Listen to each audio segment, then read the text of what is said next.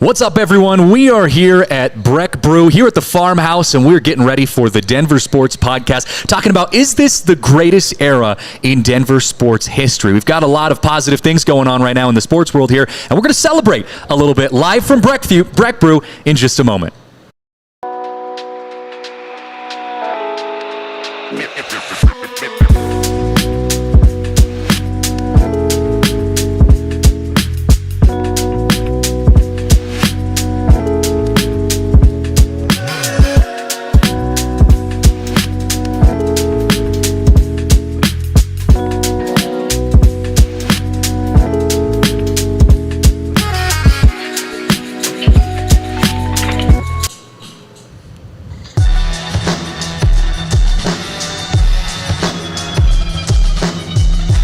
What a beautiful day here in Denver, Colorado. Technically in Littleton, Colorado today, as we get set to kick off our Breck Brew takeover from the farmhouse.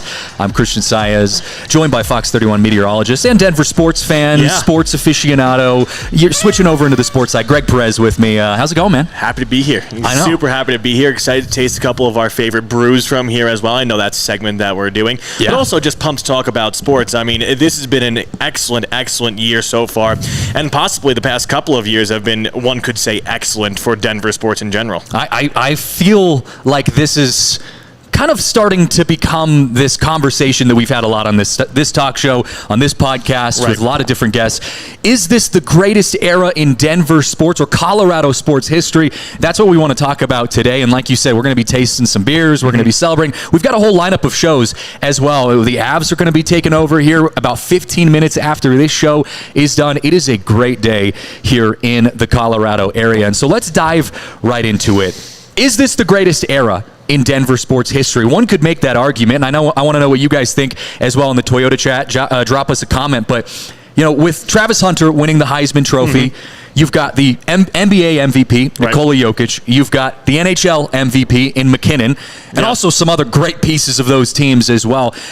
You look around the market here in Colorado, you look at the different teams, at least 3 of the 4 major teams at this point are playoff contenders, if not championship contenders. Have we ever seen something like that in Colorado? It's hard to think back on a time where there was ever more success. I don't think so. I mean, all 3 of these teams, as of right now, are firing on all cylinders. Now, I know the Broncos had a little bit of a rough stretch on Sunday when they took on the Indianapolis Colts, but they've been winning games, and good teams win games, bad teams find ways to lose. So they've been figuring out, that's just the reality of the situation. So we haven't seen something like this, at least from the Denver Broncos, in the past 6 or 7 years. So it's nice, possibly even 8 years actually now at this point. Yeah. So it's nice to see them finally turning the page, turning that corner, and hopefully rounding out the rest of the regular season with a couple more wins. I know right now they have a 92% shot of making the playoffs. So. Yeah, well, and I keep hearing this storyline that, like, you know, going into the game against the Colts, it was the most important game that the Broncos have played at Bronco Stadium, at Empower Field, in 9 years.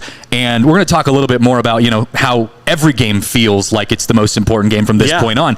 But just to be able to have your football team, a team that has been overlooked for the last few years, frustrated fan base, deservedly so, unfortunately. Yeah, and to have that kind of piece get back into the puzzle. We know the Avs have been good. We know the Nuggets have been really good.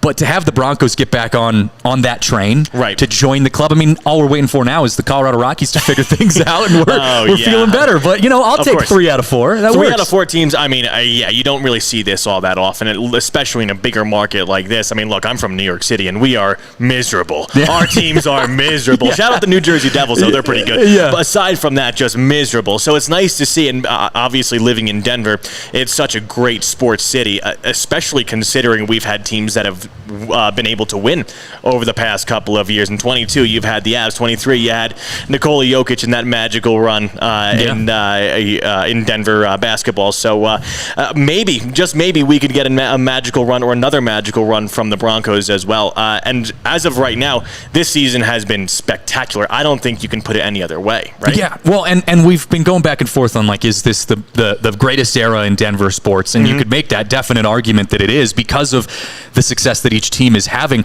But I had a little would you rather here that I wanted to throw out to you guys, and I wanted to see what your take is on this, because, you know, I think most sports fan bases, most sports markets are so used to this situation we don't usually get this embarrassment of riches that we have usually right now. Usually you have one team that's doing really good. Okay, this one specific team, you look at like the San Jose Sharks right now are carrying California or carrying Northern California sports teams right now. So usually you have that one team that's been really good. But right now we have this embarrassment of riches. So I have this would you rather. Would you rather have a year where only one of your teams is really good, all your other team sucks, but that one team ends up winning you a championship?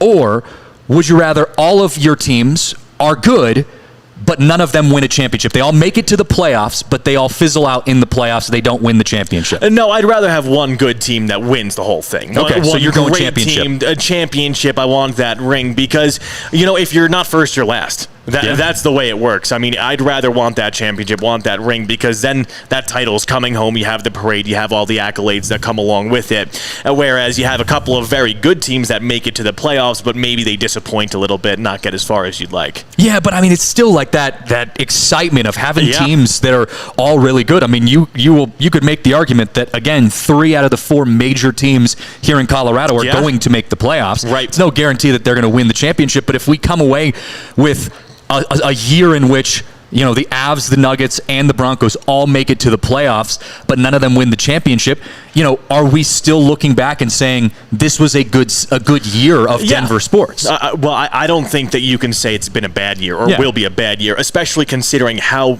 bad the Broncos have been over the past couple of seasons, right? Yeah. Like, they were really in the tank, down the tubes for a little while, so it's nice to see, and actually it's a little bit surprising, so it's nice to see that surprise of now we're 9-5. We have that 92% shot of making the playoffs, and not only that, you have Bo Nix, who, yes, has had a couple of rough games, but in the middle of this season, just a couple of weeks ago, he was firing on all cylinders. Yeah. He was almost the quarterback number 1 for a couple of weeks there, so it's nice to see Bo Nix have that maturity and resiliency and is always coming back and ready to play. And it's nice to see the Broncos finally get a couple wins and possibly make some damage or do some damage in the playoffs. Well, and that's I was going to say, that's one of the main reasons why I have loved watching the Broncos this year. And I think one of the biggest differences from this year to the years previous has been the fact that they have been able to, without, ignoring the Kansas City game, the other close games that they've played, and they've been able to take that last step, that final piece that was missing for years past, and get a win. And that's huge, because if you look on paper at what the Broncos did last year, like,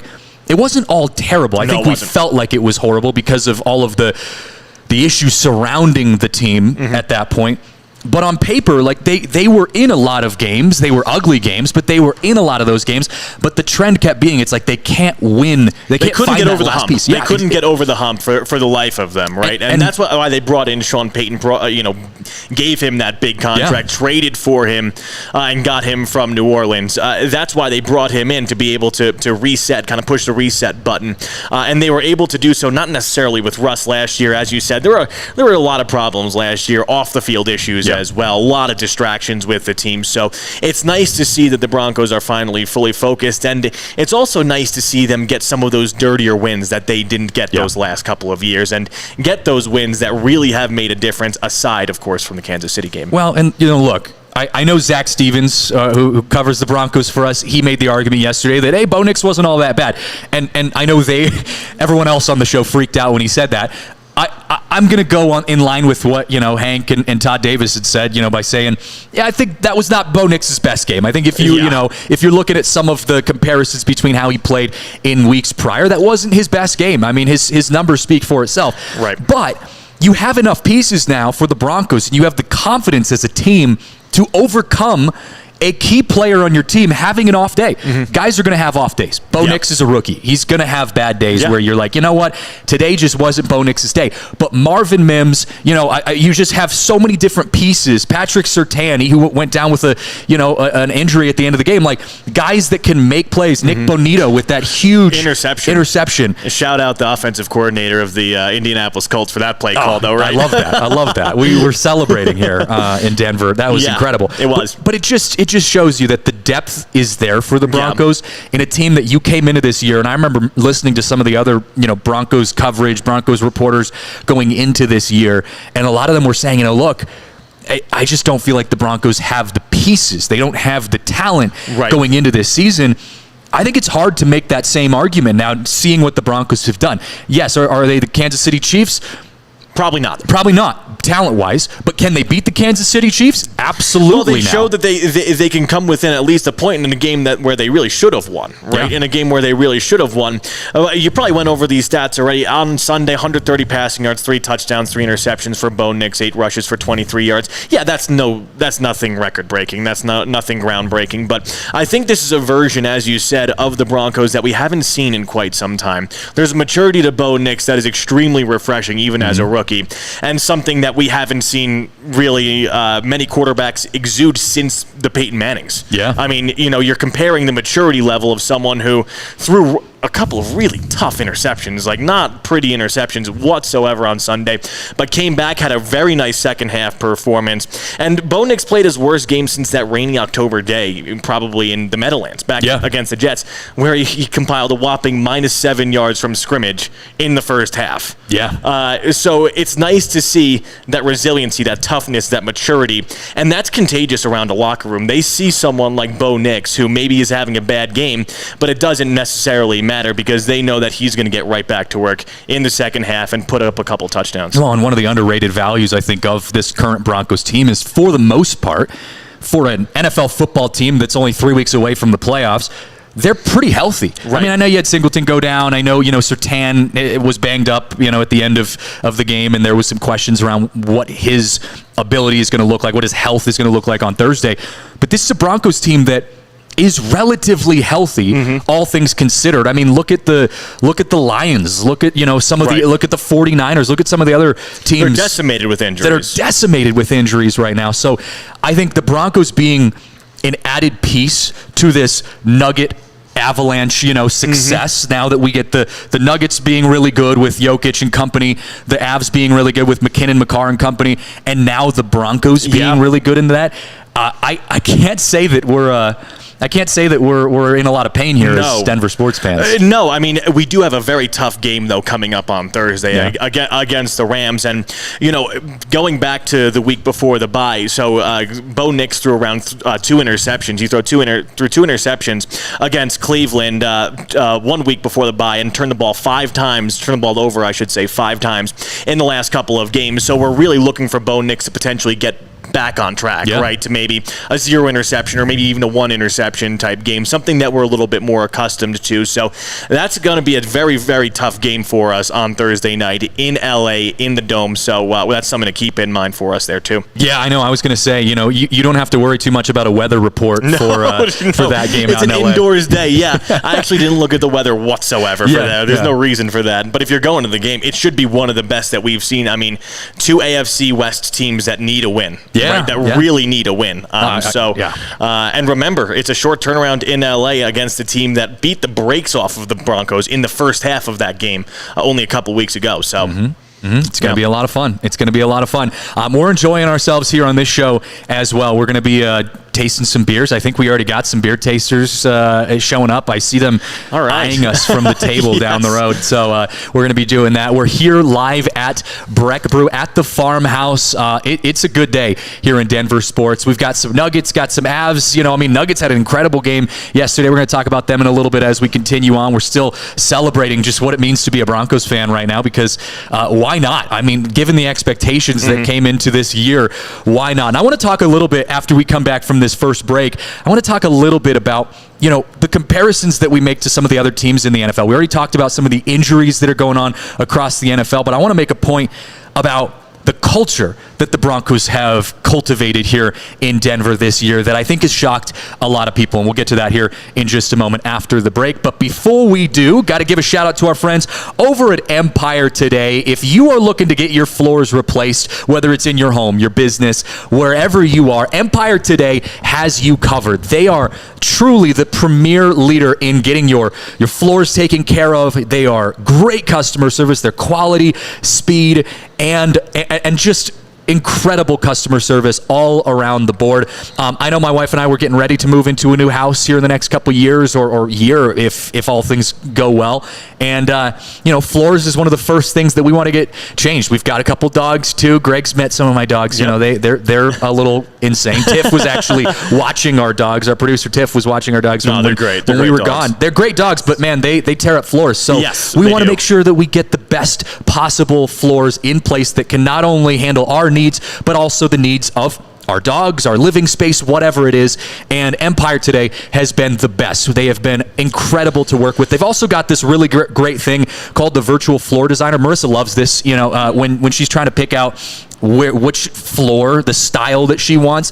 You can take a picture of your living room and you can actually see what the style of the floor looks like. It'll kind of digitally impose, what it's going to look like. It's a great feature. Technology today continues to amaze. So whatever your plans are with getting your new floors, you got to check out Empire today. Schedule a free in-home estimate. All listeners of this show can receive a $350 off discount when you use promo code DNVR. Restrictions apply. See EmpireToday.com/DNVR for details. Also got to give a shout out to our friends over at Bet365 because of Bet365. Every single sport should be epic. And look, we're spending this Denver Sports Pod hour talking about how epic sports are in Colorado. And so I know that, sports betting is at its peak right now. You've got football, basketball, you've got all of the big sports. Yep. You've got hockey. And I personally, I've talked about it before. I love betting on college hoops, but I know you've had some pretty good bets that you've been tossing around with Bet365 recently. Yeah, I used Bet365 yesterday, -6.5. I took the Vikings to win, so I won a couple dollars, about $10 to $15 last night from Bet365. They had the best odds out of any of the sports books for the most part, so I'd certainly check them out. And a couple other bets as we head into the rest of this week as well that we could potentially talk about in the coming moments. Are you bummed that you didn't take the Travis Hunter Heisman bet? I should have taken that in July of last year. We all missed out on that one. Although I think some of our Buffs guys say they knew. They knew. Of course they did. We should have known too. We should have. Yeah. But Bet365, they're really incredible. And if you use promo code DNVR365 when you sign up, you can choose between either a bet and get offer by placing a bet of $5 or more and getting $150 in bonus bets, or a first bet safety net offer by placing a bet of up to $1,000. And if your qualifying bet loses, you receive a matched refund in bonus bets. Whatever the sport, whatever the moment, it's never ordinary at Bet365. Must be 21 or older and physically located in Colorado. Please gamble responsibly. If you or someone you know has a gambling problem and wants help, call or text 1-800-GAMBLER. All right. I can't control myself. I'm ready. I see the drinks coming our way. Thank you. We're doing a little taster here. It's 12:17, and we are enjoying ourselves here. Let's cheers. Yeah. Thank you. I'm gonna try not to drink directly into the mic. That's good. Is that their Christmas ale? Is that what that is? It tastes kind of like a little amber. Yeah, like a little ale. Yeah, I love that. Very nice. One of my favorite, and we actually have it up here behind us. I don't know what you guys can see, but... Oh, yeah, that's a classic. The Avalanche Amber is truly my favorite drink. I discovered it coming from, I moved from Washington, back in 2015 to Colorado, and I discovered Avalanche Amber Ale. Not only is it cool because it makes me feel like I'm, rooting for the Avs every time I drink it, but... It's truly just my favorite amber. I know you like IPAs. That's more your their Juice Drop IPA is fantastic. I mean, I've been ordering that since I moved to Colorado about 2.5 years ago. That's basically all I drink at DNVR. I go there a decent amount. So it's a good time. It is a really, really good time. But I will comment. Okay. One of the only real ambers left in the state. Oh, really? The one true amber, huh? One of the only few true ambers, except for Odell, but we don't count them. yeah, we don't count Odell. I love me an amber, and I came into Colorado kind of being a light beer kind of guy. I grew up in Seattle, so Rainier beer was my jam. But then light getting to Colorado, it's like the ambers they stood out to me. Very, very warm, fuzzy. IPAs are tough for me because I'm gonna totally. This is gonna sound so soft, but they're just so heavy. They are heavy. My drink entire two of day them, is just done. and you want to pass out. Yeah, you drink two. Certainly That's why I was not a for light the beer faint guy. of heart. Yeah, certainly not for the faint of heart. I try and stick between the 6 to 7%ers. Yeah. Once you get above 7%, then that's when things start going downhill pretty quickly for us. Yeah, I mean, but Breck Brew, It's such a great place over I live here. right down the street. I can walk here in the summer. We take the dogs. We come walk literally just down this little boardwalk over here along the river.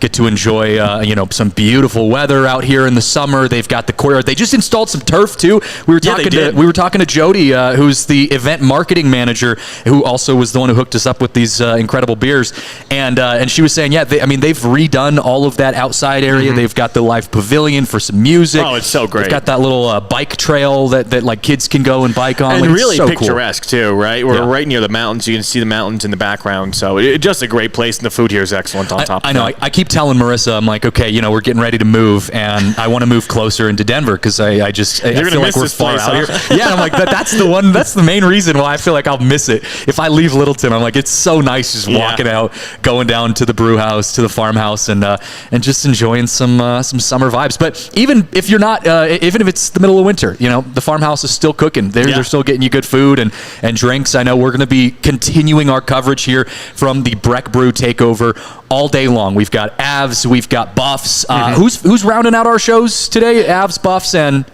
Nuggets are finishing things up. What a win last night for the Nuggets. We're going to talk about them as this continues. But I had told you before the break, I wanted to touch on some of the culture comparisons that we've seen from last year, which obviously was you had those images of Russell Wilson and Sean Payton going at it on the sidelines, and and then Wilson got let go and shipped off. Got benched for a while, right? Yeah, and it just and Broncos fans were not only watching boring games, like we're sitting here watching just miserable, 13 to 11 games. You're just feeling gross about the way things are going down.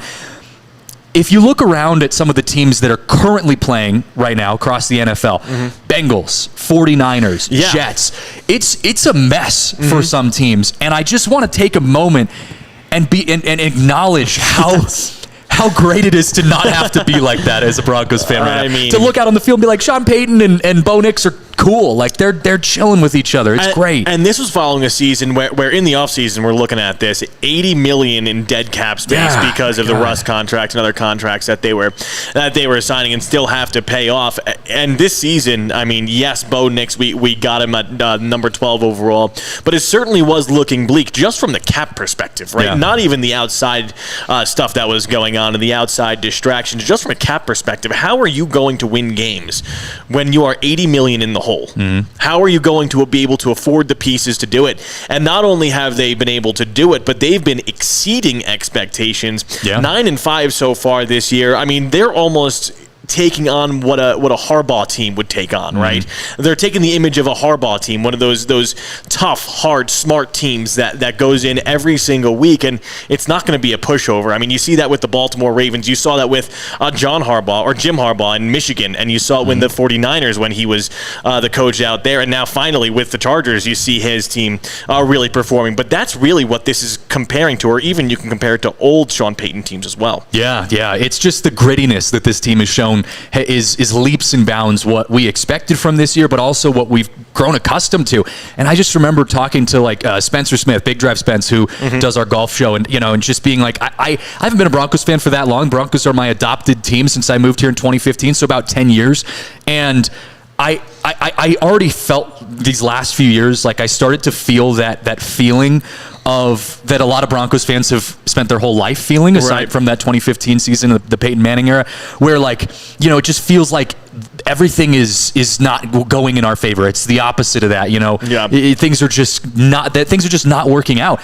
And the Kansas City Chiefs game was one of those feelings of just dread and frustration. But aside from that one game, everything else feels like it's going in the Broncos' favor. They struggled yesterday or on Sunday against the Colts and still were able to find a win.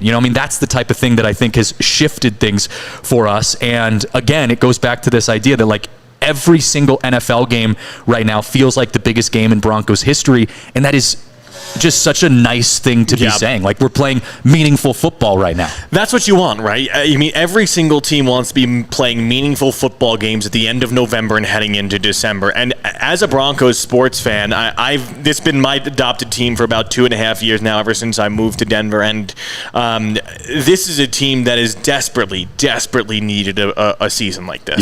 Yeah. Desperately needed. As you said, we haven't seen something like this since the Peyton Manning era back in 2015, 2016. Back when I was a freshman in college, right? That's when they were winning football games. That's when they won the Super Bowl.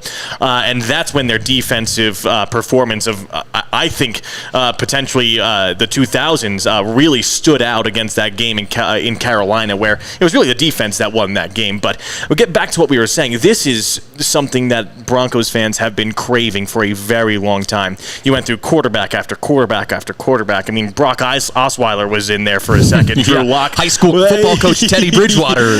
Right, like Drew Lock was in there for a hot second. I mean, you've had people coming in and out of the program. Then you finally signed Russ, and that turned out to be an absolutely abysmal trade deal, unfortunately. And so now finally we're getting back into, all right, the Broncos are winning, and you're playing meaningful games in December. Not only that, you're winning games that in the beginning of this season, we were not thinking were winnable games. Yeah. Or games that are even close, like Kansas City. That was a game that we should have won. Yeah. But ended up losing. But we weren't even thinking about being a part of that, even in the stratosphere as Kansas City. Yeah. Yeah. Well, now we get to look ahead. Broncos and Chargers coming up here on Thursday, just a couple days away, which actually feels so nice too. I mean, I know it sucks from a playing standpoint. The players hate that, especially tough. Pat Surtain. Who's trying to heal as quickly as possible. But speaking of Pat Surtain, I think if you look at this Chargers team, this is a winnable game for the Broncos. Obviously, they're in a position, I think, to ride some momentum. I think it's good they had a rough game against the Colts, because I think it served almost like almost like Dan Campbell was saying. It served as a wake up call when he was giving that speech the other day. I think the Broncos needed that a little bit. Still came away with the win too. But my biggest concern against the Chargers is what are we going to do with the secondary? That's going to be an issue, especially with Patrick Surtain all banged up, right? And Riley Moss probably not going to be playing. Most likely not going to be playing. And this is a Justin Herbert who can pop off whenever he wants. Yeah. Right? We've seen games where he throws for 400-plus yards, 4 touchdowns, and he might not have necessarily the supporting cast to do so, especially with Keenan Allen exiting this offseason. But you still have Quentin Johnson. You have weapons on the offensive side, and you have Greg Roman, an offensive coordinator who loves running the ball, and he'll do it time and time again with J.K. Dobbins. So I'm very interested to see how we line up, how often they're going to be able to run the ball, and how quickly they attack those outside corners to see how good they're going to be. And can I just say, though, I'm just not worried. I'm not concerned there either. Are questions, and our Broncos show just kicked off our coverage here today from DNVR just an hour before we got started. But there are questions that we have where you say, okay, what's the secondary going to look like? How's Pat Surtain? How is his health going to impact the game? Right. Is he going to be able to do that? What Bo Nix are we going to get? But overall, I'm not concerned. I don't feel like this is a game where, I'm just not worried. And that's a different feeling than we felt in a while. And, maybe I'm new to the party here on this, but it's just, that's a good feeling. It's a good feeling for Broncos fans. Important game. But just feels brighter, than last year. It feels brighter. It feels as if this team is finally figured out ways to win. When your quarterback is down, throwing 3 interceptions, throwing not great picks, fumbling the ball, the defense steps up, gets an interception, touchdown return. I mean, yes, shout out Jonathan Taylor, by the way, too. We're big fans of you in Denver for dropping that. And I think that was one of the turning points in that game. I had to bring that up. No, I totally agree with you, man. I think that was a turning point in their season. Yeah, I mean, that was a game. That was a specific time when the Indianapolis Colts, if you score that touchdown, you're up 20-7 now. Yeah. And you completely blow up the Broncos game script. You're not running the ball as much if you're Broncos. You're throwing the ball. You're putting Bo Nix potentially in worse situations because of that. Meanwhile, Jonathan Taylor, they gave us a gift, and It took a little while, but we took it. It's an epidemic, by the way, of people dropping the ball on the 1 yard line. It's equivalent. I'm a baseball guy, so I'm making a baseball comparison here. It's equivalent to Garrett Cole not covering first base horrendous. for the Yankees on that ground ball. Like we're looking at it, it's a like Yankees fan. Is this a dig at me? Yes, is this what you're doing? Although your team made it to the World Series, the Rockies are. But we got a couple Gold Glovers. I hadn't played baseball since I was in 4th grade, and I knew that. And I knew to cover the fundamentals, first. It's the little stuff. It's that drop that you had from Aaron Judge. Not getting too far into that, but it's the fundamentals. It's those little things that really start to add up. And the Broncos seem to be doing those little things right each and every day. Who was it on CU? I don't know if it was Prime or someone else that said, because they were asked about that. I don't remember where it was posted, but they were asked about that. Like, what would happen if you dropped the ball on the 1 yard line? And I don't remember who it was, but they were like, maybe it was Prime who said this, but he was like, you just better keep running. Like, you're not coming back. Like you're just you keep running. You lost your scholarship, you lost your NIL, you're out. Sorry, just go to another program at that point. It's got to be the worst. It has to be, and I'm sure John Taylor felt awful, especially. Sure. He's a veteran. He's someone that never does that. You don't do that. You're the captain of the team. I mean, I'm sure it was a mistake, but man, that's a tough look. That's a tough look in a must-win game for them as well. They needed that win, arguably more, actually, definitely more than the Broncos. And they had all the momentum. That was the issue. Was they felt like everything was going in their favor. I mean, that's the equivalent of Nick Bonito dropping it, his pick six at the 1 yard line, and you feel like the Broncos, put the nail in the coffin with that pick six. Yeah, and it was over after that. Dropped that football, it would have changed the dynamic of the game, and that's, I guess, where we're getting at. It's crazy to me that and the fact that happened 3 times on Sunday. There were 3 teams, including the Colts, that did that.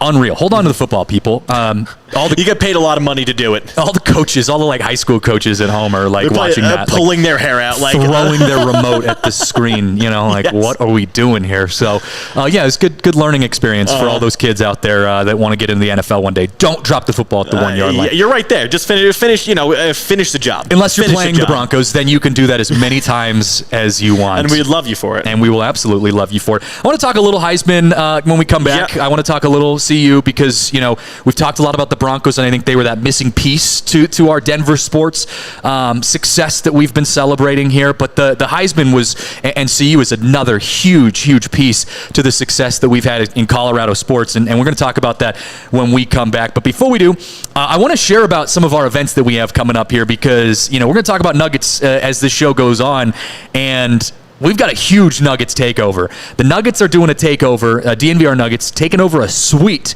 on December 27th. The game is against the Cavaliers, which is going to be fun no matter what. But the fact that we get to all post up in a suite, have a party, just good food, good drinks. You take a bus over to the stadium or to Ball Arena. It's going to be an absolute blast. If those tickets aren't sold out already, you better get online and figure that out here pretty quick. If you want to go to that DNVR Nuggets Suite Takeover December 27th, head over to thednvr.com/events to get your ticket while it lasts. And that's going to be a premium event when it comes to some Nuggets games and some of our Nuggets takeovers. We also have another Broncos tailgate coming up in January 4th. That is going to be a lot of fun because not only are the Broncos basically guaranteed to be in the playoffs at this point, but it's just so much fun. And the tailgates are a blast. We've got live studio shows. I'm looking it up right now. Give me 1 second. Is it the Browns? No, not the Browns. The Bengals. It's the Bengals, yeah. No, it's not. It's not the Bengals. I lied. Third time's a charm. It is the Chiefs. The Chiefs. It's the Chiefs. It is the Chiefs.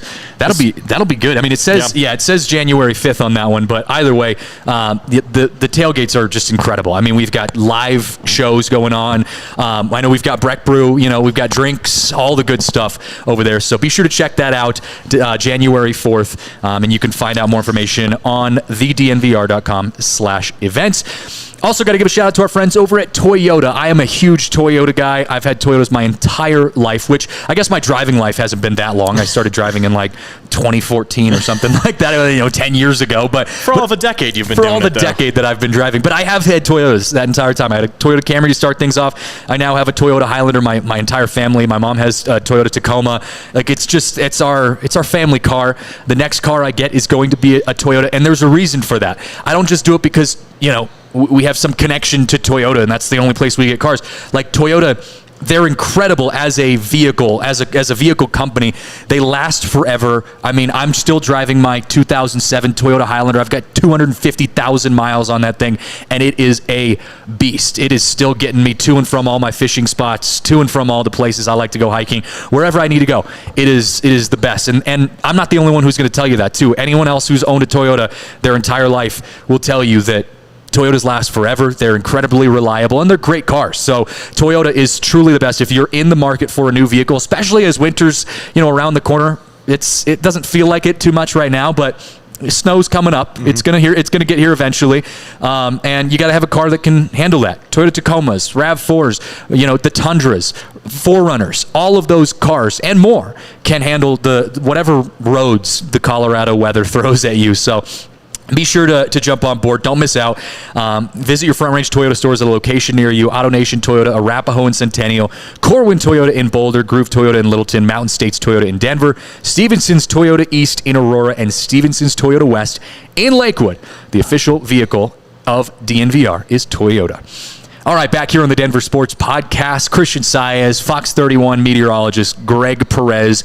Switching over to talk a little sports on this Tuesday afternoon here live from Breck Brew. We've got our little these are like cider glasses, but they have beer in them. And they're like little flight glasses, right? Like little tasters that we have. I always see this like style of glass, and it makes me think of cider. I mean, again, growing up in Seattle, cider was a big deal, and so this feels like a cider glass. That's right. The Apple Cup gets played every year over there. Right? Yeah, it does. Got a lot of apples growing out on that side, on that side of the state, and just tons of apples. That's all you do. Actually. That's all we eat. That's all you eat. I only ate apples growing up. I know you do. Not a single other nutritious item. Yeah. So we're talking all about the Denver sports, Colorado sports in general, not just Denver sports. I like to say Denver sports because this is the Denver Sports Podcast, but Colorado sports in general. And we've been talking about the Broncos and how the Broncos have been one of the missing pieces. You've obviously you got the Avs, obviously you got the Nuggets. They've been winning championships, playing incredible. They've got some of the best players in the world on their teams. But the Broncos added that last piece here, for them with Bo Nix and the success that they've been having. Another team that has risen up to become this premier team in Colorado sports is the Colorado football team, CU. Buffs. The University of Colorado. And obviously the credit goes out to, our guy, Prime, Coach Prime. He changed everything. But it goes beyond that. Because you can have an incredible coach. You can have a Coach Prime who's going to bring in talent. I mean, look at Sac State saying that they're going to hire Michael Vick as a head coach. And I think that's going to be an incredibly interesting case study as to how this type of style, the Bill Belichick's at North Carolina, like how this style of college coaching plays out from a recruiting standpoint. But beyond that, beyond Coach Prime, you have two of the best players, and now obviously the best player in all of college football, Shedeur, and then Heisman Trophy winner, Travis Hunter on your team. The era of Colorado sports in general just continues to excel this year, and it's why we're so fortunate. And to be able to see Travis Hunter win a Heisman, debate aside, whether people outside of Denver and outside of Colorado think it was warranted or not, just to have a guy of the caliber of Travis Hunter is just so awesome to have here. And to be in the top five in both categories, right? Offensive and defensive. I believe he was in top five offensively and top five in defensive. So, no, you're not going to say that he was the best at each position, but to be able to be in that top five echelon and that upper echelon is really what I think pushed him over the edge, right? You had people like Ashton Genty who had number one statistics, but was he able to do it on both sides of the ball like Travis Hunter and have those statistics where you're top five, top three in categories like receptions and categories like interceptions. Yeah, I mean, we haven't seen someone like this since a Charles Woodson, but I think he is more comparable to someone like Denver's very own Champ Bailey. I think he's certainly more of a Champ Bailey. Champ Bailey in 1998, he played for the Georgia Bulldogs. He had 3 interceptions. He also had, I think, 47 receptions for upwards of 700 yards. He was able to play a little bit of offense there, too, for the Georgia Bulldogs that year. So, I mean, obviously, whether you're comparing him to Charles Woodson, who won the Heisman back in 97, or a Champ Bailey who didn't win the Heisman, but is pretty darn good in his own right. I think you have someone who is very deserving of that Heisman Trophy. Yeah, and I was having this argument with my cousin because she lives in Seattle, and so she, of course, was an Ashton Jeanty believer. And look, the arguments are there. Like, Ashton Jeanty was incredible. Not to take anything away from him, but the argument I'm making is I'm like, this is unprecedented in the style of play that we're getting from Travis Hunter. I mean, to be able to not just play both sides of the football. You make the Champ Bailey comparison. Champ Bailey played both sides in that context. He had those interceptions, but to be able to do it and to be a top 5 guy in those categories is incredible. And I know our Buffs guys have done an amazing job of encapsulating that 1,000 times better than we can. I mean, they cover this team for a living. So the argument has been made. The voters have spoken. Travis Hunter is the best football player, all-around football player in college football. It was close, too, though. It was a very close vote. It was not something that, I mean, they were neck and neck for the voters. Did you see that Seattle guy, Ian Furness, who didn't have Travis Hunter? Or Ashton Jeanty, I don't think. I think he had Jeanty, because I think Jeanty was his number 2 or something like that. But he didn't have Travis Hunter on there. At all. Yeah, you should have your voting rights revoked after that. No, seriously. Like if you don't have Ashton Jeanty or Travis Hunter in your top 2, I don't know what you've been watching. Like, you clearly haven't been watching the same football that the rest of the world has been watching for the past couple of months. Like, there should be some sort of standard where if you are not putting those 2 at 1 or 2, then you should be off the voting list. You should get it revoked. You're done. It's over. It just doesn't make sense. Yeah, straight to jail, as they always say. Right to jail. It's funny, actually. The guy's name is Ian Furness.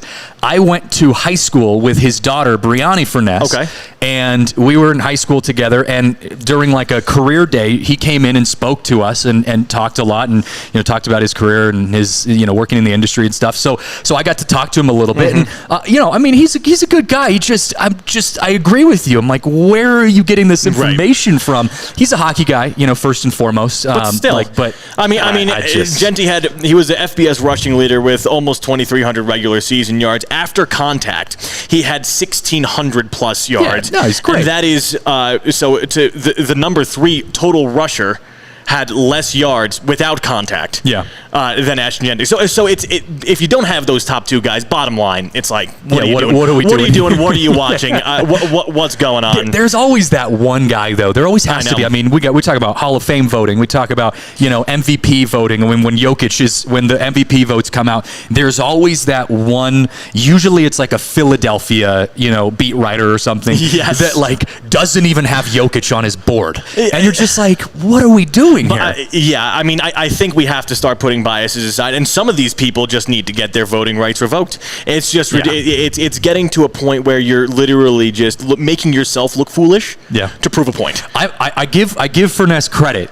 The dude posted his poll, his voting, knowing full well that people aren't going to take very kindly to it. What Buffs Nation is going to do. I mean, we know firsthand how passionate you guys are, you Buffs fans are. We love the honesty from him, though. I appreciate it. I appreciate the honesty, but come on, my man. Yeah, help us help you.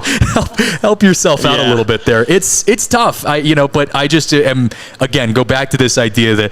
For CU to be like the Broncos, where you go to such a quick rebuild, and I think the context is different because Prime obviously is the reason that CU is having the incredible success that they're having, along with the players that he's brought in, and we're all enjoying it, but to be able to look back and to take stock and to take notice of just years ago, this CU team was a throwaway team. Right? It was a one-win, maybe 2 wins. If that's a good season, they were the Colorado Rockies. I mean, that's what I cover the Rockies, so like I'm in the thick of it here with DNVR, and like I get it, so I understand. And I've talked back on like with Harrison Wind about when the Nuggets were really bad, and back in the day, and he was comparing it to the Rockies and saying like you just have to get through those years, and one day something changes. Coach Prime had a seismic shift of what this CU team could become. And, again, we're looking across college football and seeing how that's changing the college football landscape. Belichick getting hired at North Carolina, Mike Vick being possibly hired at Sac State. Like, yeah, that's it. I mean, he also interviewed at Norfolk State before Sac State. So that's a very interesting thing too. Mike Vick starting to come into college football. Now you have Coach Belichick coming into college football, and he was talking about how he's going to introduce more of a pro-style arrangement for the University of North Carolina, where you have someone like a Michael Lombardi as a GM, and you have someone like a Bill Belichick along with those pro-style coaches, and it's going to be more of a professional program. And quite frankly, it should be, considering with all this NIL stuff going on. But either way, Coach Prime doing an excellent job, and he brought the team last year, which had a lot of hype, especially after that TCU game where they blew out TCU, and TCU was ranked at that point. I think we were all extremely hyped up, and we all know how that season ended. I think 4 wins last year at the end of the day. But to be able to take his program from, say, a 1-win team before Prime got there to a 4-win team to now a 9-win team, and you had the opportunity to compete for the Big 12 title. Unfortunately, that didn't happen.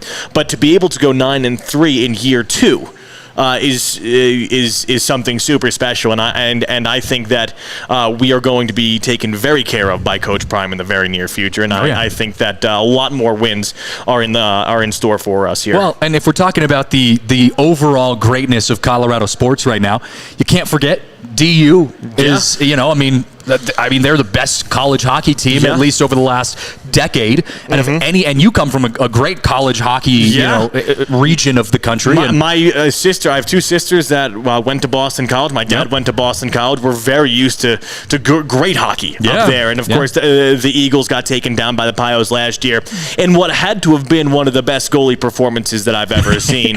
I mean, that the Avalanche need a little help from that as well. They do. They certainly do need a little bit of help. But that was one of the great college goaltender performances that I have ever seen. And I've been watching college hockey, since Corey Schneider was back at Boston College in 2008, 2009, I believe. So I've never seen something like that. Either way, the Pios they're firing on all cylinders yet again. And they're also an extremely exciting hockey team to watch. And then the Rapids, they bounced back. They had some success this year. I mean, they made it to the playoffs. Unfortunately, they lost the LA Galaxy. I was there at that second game. I mean, that's a great Galaxy squad with Marco Royce coming in from Europe. So either way, but to have a little bit of that success, to taste the postseason, is something we haven't seen in a little bit too. And then, of course, CSU also, having success, making a bowl. I mean, and losing one of their best, not one of their best player in the process, and still being able to find success. Like, look, every single team except for the Rockies is great here in Colorado right now. There's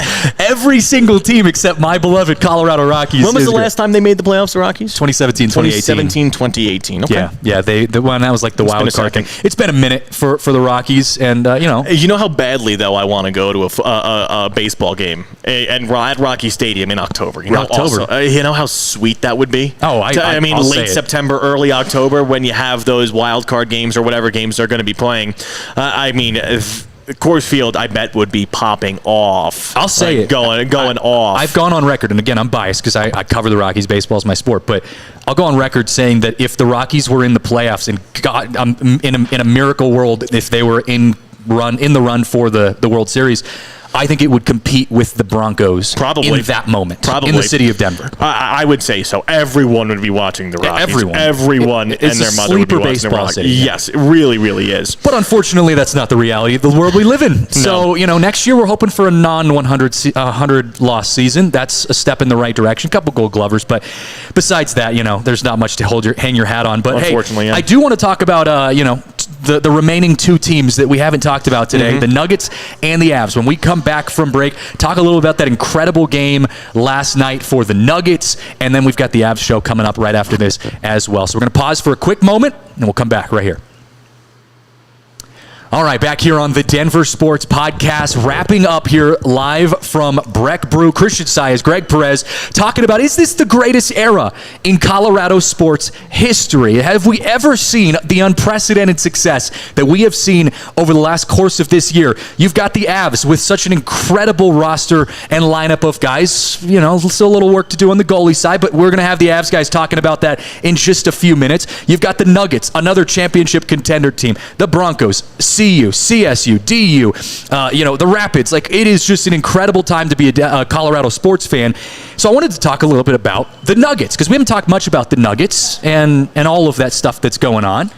We have two cool comments from Mel in the chat. They're from earlier in the show, but she said, this is probably the second best era in Colorado sports. Okay. The best is still winning 4 championships in the 6-year span between the Avs and Broncos in 96-01. Okay. Right now, the Avs and Nuggets are both in good positions. The Nuggets need Jamal to play well, and the Avs have totally stabilized the goaltending position with Mackenzie Blackwood. Oh, yeah. No, I don't disagree with you on that. I think the only place I expand beyond that is just the success of all of the teams. Yeah. And I agree with you. You know, having 4 championships in 6 years is incredible. I mean, like, I'm thinking, like, going back to, New England Patriots days or San Francisco Giants when they won 3 World Series in 5 years. Like, it's unprecedented for sure. But to have every single team except for the Rockies, from college to pros, be incredible and have some of the best players in the world playing in the city of Denver and the state of Colorado, that's where I think this goes beyond. I don't think we've seen something like this necessarily. Now, I appreciate those points. With that being said, I know Mackenzie Blackwood very well. He came from New Jersey before this. Yeah. I was watching him on the New Jersey Devils, and he is one of the streakiest goaltenders you will ever find. Okay. His good games are excellent. He's looking like a Hall of Fame goalie, right? When, blocking every single shot, posting save percentages of upwards of .93, .940 save percentages. We've seen that. And then you have this stint where he goes back down to less than .85. He looks like an AHL goaltender. So he's going to have those games where he'll win you those games, but he'll also lose you some of those games too. So that's something to keep in mind. With that being said, that was a great job by the Avs GM of figuring out a way to potentially get a tandem of Blackwood and Wedgwood, who also came from the New Jersey Devils, Scott Wedgwood. So it's very interesting, and it will be very interesting to see how that duo and tandem, that 1A, 1B works. Yeah, well, it's good to have our New Jersey Devils insider here on the show. That was perfect. You guys are just taking all my goalies. That's all. So do you think Mackenzie Blackwood's streakiness is worse or comparable to Georgiev's? That was going to be my question, too. I think in the past, it certainly has been comparable to Georgiev's. And with that being said, he has been off the Devils squad for about a year. He did that little stint in San Jose for a bit, and he was able to elevate them to where they are right now.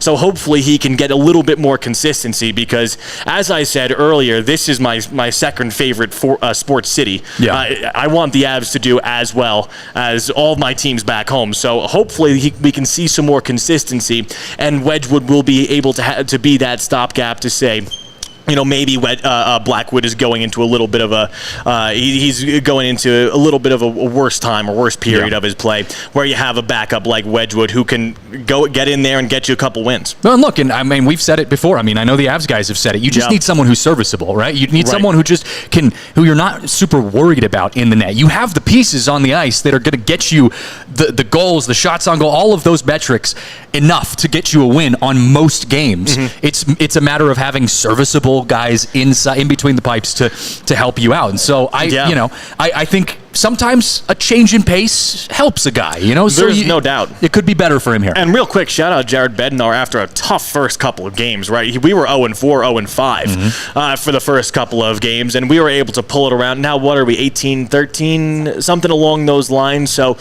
to be able to win 18, out of 25 games, 26 games, to be able to put your record back up to 18-13 and turn that season around in a season that could have gone sour real fast. So shout out to him to being able to figure that out quick, fast, and in a hurry. And just make changes, right? Like that's just make those necessary changes, right? That's all you can ask for at this point. And when we're talking about consistency, I think the Nuggets have to be in that conversation as well, because the Nuggets have had their own issues this year. They're still in our conversation of a successful team. They're still going to go to the playoffs this year. You still have the MVP in Nikola Jokic. You still have Jamal Murray, who has the ability to be incredible. As we saw last night, his fourth quarter performance was incredible. 15 points in the fourth. The game-winning shot, the game-winning field goal as well. So, that this is a team that has the potential to be up there with the best team in Denver. It's just a matter of, can you put all the pieces together? What is a Russell Westbrook dynamic with the bench and Christian Brown? And there's all of those different dynamics to go off of. But can I just say how nice it was to get a gritty 130-129 win against the Kings last night? It wasn't looking great for a while, too. It wasn't pretty. And we were talking about how the Broncos find ways to win, right? They found ways to win this year. In years past, or compared to in years past where they wouldn't have been able to find ways to win. This is a team that found a way to win last night, and they desperately needed it too, being 13-10. You needed that win, and you still have Nikola Jokic firing off on all cylinders, averaging over 31 points a game. Yeah, he had a triple-double last night, and it was actually not his best game. Right. He's still shooting over 56% from the field, and I think over 51%, I should say, from beyond the arc. So that's a guy that you don't have to worry about. He's going to take care of his business every single time he's on, but we need the Jamal Murrays of the world to really start stepping it up and complete that team, especially after giving him that contract. But just to have him turn it on when it mattered, that's why you pay a guy that kind of money. That's exactly right. I know, forgetting everything else that's happened before, I understand that there's still a lot of issues that he has to work through. He had a great fourth quarter yesterday. He had a great fourth quarter, and that's when you pay him. That's where you pay Jamal Murray the big bucks to go and get you a win, whether it's pretty or not. Again, going back to the Dan Campbell interview he just did on the radio the other day, where he said, if we win by 1 and we give up 700 yards of offense on the other side, I'm still smiling. I'm still happy. That's where I'm at with the Nuggets, where I'm like, look, it doesn't have to look pretty. They were up 23 points in the beginning of that game and ended up only winning 130-129. It was ugly at times, but it's still a win. And the Nuggets are still a team that's going to make it to the playoffs. They are still very much on that list of successful Colorado sports teams. When you talk about this overall era, is this the greatest era in Colorado sports? They are very much a part of that. And I think when it matters most, getting towards the latter half of this season, they're going to continue to grow and improve on themselves. And then you also have, I was speaking of Jared Bednar being a great coach. Michael Malone is right up there as well. Sure. He's one of the great coaches of the NBA at this point in his career, right? I mean, we can clearly say that after winning one and being as consistently good as the Nuggets have been. Last year, they were down 0-2 against the Minnesota Timberwolves, and we thought they were dead in the water. Meanwhile, we take it back into 7 games. I mean, we have an opportunity to advance. Being down 0-2, that's a terrible place to be, but it just shows how Michael Malone's able to operate in these tight circumstances and these circumstances that are unfavorable for himself and for his team. Yeah, I want to address something before we wrap up this show here in 5 minutes. There's been a lot of conversation. I don't know if the Nuggets guys have talked about it yet, but there's been a lot of conversations on how the ratings are tanking right now across the NBA. The ratings are down 40+% across the NBA. And I just want to say, as someone who, again, covers baseball, a sport that has had this conversation nearly every freaking year, the NBA is going to be all right. Yeah, they will be. Okay, yes, there are certain things that they need to improve on, shift, change, maybe pivot a little bit. I think change is good. My overall point to this is that, take a page out of baseball's book in some regard. Implement some changes. I like, keep taking risks. Keep doing this whole NBA Cup thing, doing weird court stuff, like whatever you need to do. But I'm just not worried about the NBA, and I know some people are freaking out about it. The NBA is an incredible product that's going to continue to evolve, and I'm just not worried about that whatsoever. I mean, they have some of the best athletes in the world on the floor at the same time. Every single game, you have some of the best athletes in the world. The NBA, I mean, has that just the way the sport is, right? Just the amount of athleticism that you need. So the NBA is going to be just fine. Also, remember, we are only 24 games into this season. Yeah. This season is young. You still have football. You have hockey that other people are watching. once football wraps up, those numbers, those ratings are going to start jumping up as well, especially as we head into the Marches and Aprils, where we really need to see those teams start firing on all cylinders. Yeah, and it's just, I think it's just this, like you said, this overall sports fatigue right now for people. Like, people are just watching so many different sports. And I do think there are some issues that the NBA needs to resolve. There is, some parts of the game that I think can be cleaned up. Look at, again, how baseball approached it. They said, look, these games are way too long. Yep. People aren't wanting to sit through 5 hours of baseball, so let's implement a pitch clock. Let's implement all of these little changes. And overall, things have gotten better. People enjoy going to the ballpark because it's like, it's just, it's 2 hours, 2.5 hours. In and out, yeah. And you enjoy it. Although Hank, one of our Broncos guys, he advocated for 5-hour baseball games because he's a psychopath. Sure. But, the majority of us normal folk, we enjoy that. So, that's a baseball-specific solution. I don't know what that looks like for basketball, but my overall point is just, it's going to be all right. Just keep embracing the change. Well, with all of these sports, it's either you evolve or die. Guess what? NBA is not dying. Yeah. NBA is not dying anytime soon. The NBA Cup has been great for the league. Like, let's be real. NBA is not going anywhere. So, yes, you're going to see that short-term, maybe lull in the ratings, but it's not going anywhere. I bet you by the end of the month, possibly even into January, that's going to get a little bit better. Yeah, I agree with you completely. And, we can talk a little bit about the Avs, but why do it when we've got the Avs show coming up right after that? I know Gizmo and company, they're going to be here just breaking everything down live from Breck Brew. This has been fun, man. Yeah. I've enjoyed getting to talk a little ball with you. I know for sure. Normally you're a weather guy. So I love this. I'll do this anytime. What are you saying? You're such a natural. Oh, thank you. I try every now and then. Taught by the best over here. It's almost like you talk for a living. our partners, our significant others love it. They do. Your girlfriend, my wife, they love how much we like to talk. Happy to be here. This is my first time on the DNVR podcast, so thanks to you two for both having me on. And hopefully, I'll be. I didn't do that bad of a job, and I'll be invited back. We'll see. We'll see what the viewers say. As long as teams keep winning, we'll keep bringing you back. That sounds good if to me. teams start losing starting tomorrow, you're never coming back on. Right. That's the way it goes. But appreciate you guys hanging out with us here on the Denver Sports Podcast. Like I said, we've got a full slate of shows coming up for the remainder of the day. Avs, Buffs, Nuggets, all rounding out our coverage, starting with the Avs right after this. So you won't want to miss that after the game they had last night. But thanks for hanging out with us. I'm Christian Saez, Greg Perez. Shout out to our producer, Tiff. And shout out to Breck Brew for hosting us here. We appreciate you guys everyone. hanging out with us. We'll see you next time. Enjoy. We all silly like the mayor.